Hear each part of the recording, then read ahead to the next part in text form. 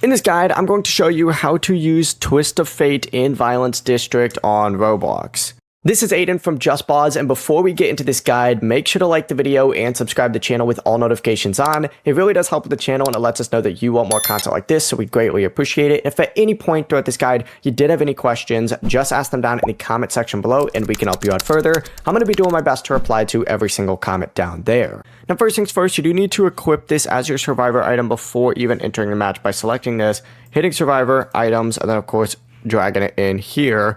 Now, of course, once you have it equipped and you're in a match, you just need to hold right click to aim the weapon and then left click to fire. And Twist of Fate has a 60% chance to fire successfully and a 40% chance to misfire. Now, of course, if you do successfully shoot the killer, they'll be stunned for about 2 seconds. If the weapon misfires, you'll lose 1 health state instead. You can also injure a teammate if you accidentally shoot them, so make sure that the killer is directly in your line of fire because you cannot survive and cannot run while aiming.